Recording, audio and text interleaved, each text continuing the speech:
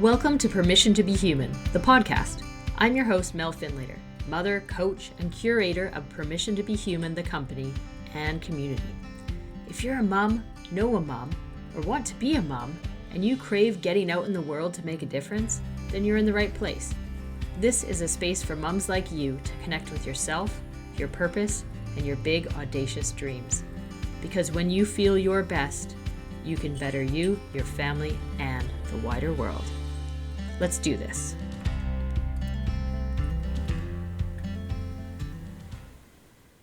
Hello, everyone, and welcome back. You've got a little short solo episode with me today.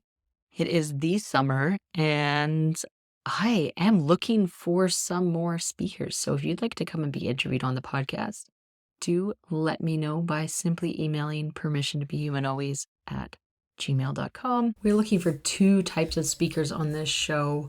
One is women who are out there living their big, audacious dreams, who want to share their stories. That might be a business you've built, a project you have started or completed or are working through, or it might be, say, an adventure that you went on. The key is that it's a dream that you've had that both excited and scared you, and perhaps still does, and that you've really built up that courage muscle and stepped out there into the world to do it and to start that journey. And we would love to hear your story if that is the case. So you can just pop me an email and we'll go from there. I really wanted to touch on a topic today that I've been thinking about for a while, clearly, because it is on a note in front of my eyes right now, right behind my computer on the wall. I have this quote that I wrote for myself probably a year ago now. And it says, "Building what's right, not just fixing what's wrong." And so often in life, we focus on what is wrong. There's something called a negativity bias, and we all have it. It's perfectly normal. It's human, right? It has been built for our survival. And that means that we see the negative more quickly and more often than we see the positive. In fact, if we want to see the positive, we actually have to put practices into play to remind ourselves to see the positives in the world. And the reason I wrote this on my wall is because, I've been building a business or project or, a variation of for a good 10 plus years now. And I've tried things out and I've spent a lot of time spinning in circles in my head, trying to figure out exactly what it is I want to do. How do I make this message? How do I market this? How do I get people involved? How do I bring people in? Because at the end of the day, a business needs people, but also I love community. That's what I do, right? I love bringing people together. So the people were necessary.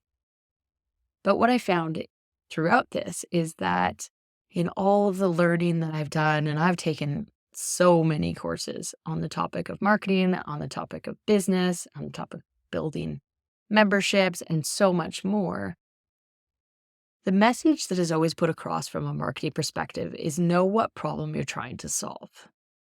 And I get that. I get it because we can speak to that problem. We can help people feel like they are, or you are, in the same space that I am, that I understand who you are and what struggles you're going through. And I understand that, right? And I've always resisted it. I've always resisted this concept of thinking anything is wrong with you because there isn't. There's nothing wrong with you. Life is throwing challenges at you. Yes, there's a million things that you are already telling yourself are wrong because of negativity bias, right? And I kind of feel like I don't need to remind you of them, right? Sure, I'll connect in and empathize because so many of those challenges are the same as my own, and we can definitely do that. But the reason I wrote this quote is actually to remind myself that instead of focusing in that problem, what if we flip that on its head and we focus on what we want to build, what is going right, what we want to make even more right and even better in our lives. And Well, I'm sure the science of marketing and such will say that it's going to be a lot harder for me to attract people in that way. I really feel like this is the way to go, not only from marketing perspective, but also just in life, right? What if we focus on our strengths? What if when we go into that meeting, for those of us that have had it, I don't know if you have, but I definitely have, where you have your, performance review or whatever annually in some of my old jobs. And yes, sure, you tell them, like, what's going well, but you really mostly focus on the quote unquote weaknesses, what isn't going well, and what steps can we take to make you better at those things. But what if actually we focused on what is going well? What if we focus on, okay, what strengths do you have and how are we not using them? Let's use them more. And I really think that this is the way forward. It's more fun, it's more playful, it makes us feel better about ourselves. And frankly, we're more likely to go do something if we think we're good at them. And I think the world is missing out on so many of our skills and so many of our experiences and people because we're telling them that they need to be really good at something first, right? And we're telling them that they need to focus in on things that they're finding hard. But what if they just focus in on things that interest them, on things which are generally things that they're good at, right? What are we focusing on their strengths? And I love all things strengths, as you can tell. And it really shifted for me when there's a few strengths quizzes you can take out there, which we have mentioned in previous episodes, but the one that I'm thinking of right now is the Gallup Strength Finder. And I loved that one of my top ones that it gave me after answering a bunch of questions was that I am futuristic. And I identify with that so much that it has truly led me down the path that I'm on. Because I said, okay, well, how can I use that skill more? So futuristic means that I can see the future without being woo-woo about it, right? That I can, if you describe your dream to me, for example, I am like, oh my goodness, I see it playing out in my head. It is happening. Let's go make it happen. And sometimes it can be really difficult because other people haven't seen it yet. And they're like, what are you talking about? I can't see that yet. And I have to kind of ease people into being able to see it as well. But my point is, that ability that I have there has led me to the place I am now. It has led me to this podcast. It has led me to the coaching work I do and helped me see that strength, if I focus in on it, is exactly what I should be doing in the world, right? Combine that with my beliefs, combine that with my values and all the other strengths that I have. If I focus on that, oh my goodness, imagine if I can help people actually see a future that is positive, that is light, that is exactly what they want it to be, right? If we can help people see that, then it's far more likely that future will become a reality because our brains start to notice patterns and our lives start to shift and we start to create that future that we've dreamt up, right? So let's build on what's right. Let's build on what's working. What's working in your life right now? Take a moment and really think about that because your brain will be automatically go into what's not working, but something must be working. What is that and how can we create more of it? So that's my rambling of the day, my thought of the day.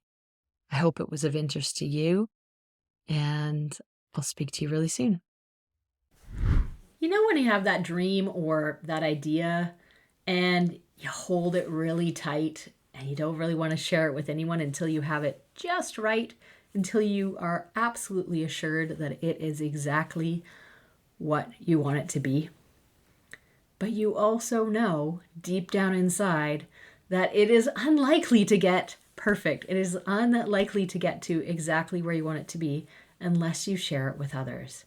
It's when we share it with other people that we get the energy and the momentum.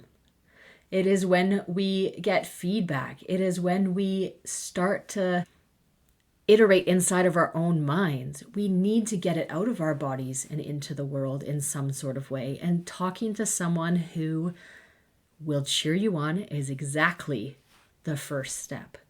Now, if you can't think of anybody in your life that you would love to share your dream with in this raw stage where you're not going to get the words right and you're worried that they're going to come back to you and be, yeah, but, or ooh, what if? Don't share it with those people. If you can't think of who to share it with, then I want to be that person for you. Totally complimentary. I am launching the Dream Haven, and it is a simple message back and forth concept where you tell me your dream and I cheer you on and tell you exactly how amazing I think it is. I can be that safe space for you and your dreams to grow into whatever they're going to grow. It's totally complimentary. It remains your dream, not mine. And I would absolutely love and be honored by being that person who gets to hear it first. So head on over to permissiontobehuman.ca/the-dream-haven and let's get this going, because your dream deserves to be out there in the world. It could be a project, it could be a business, it could be the change that you really want to see in the world. It could be an adventure that you really want to go on. You got this. Let's hear about it. Again, all you have to do is head on over to permissiontobehuman.ca/the-dream-haven and put your details in, and you'll get a video personalized back from me inviting you to take our next step. That is it, folks. This has been Mel Findlater on Permission to Be Human, the podcast, and I am so glad that you have joined us here today and hope that you have taken away some tidbits that will help you go away, connect with your big audacious dream, and make that massive impact in the world that you are dying to make. If you liked today's episode, please, please, please like it, share it. Think of one person that you think would also like it and send it on over to them. Let's get this out there and more moms feeling like themselves, inspired, dreaming big, and out there being them. Please do head on over to find me on Facebook with Permission to Be Human, or Instagram, or you can even pop me an email and say hello at permissiontobehumanalways@gmail.com. Say hello and let me know that you listened. What did you like about it? I would love to hear. If you didn't like it, I don't really want to know. Just kidding. You can share that if you want. I would love to know, however, who you are. Let's connect. Let's find out what you want more of. I want to hear from you, and I want to make it what would be useful to you. As always, remember that you have permission to dream big, permission to feel big, and permission to be you. You have complete and full permission to be human. For real, you do.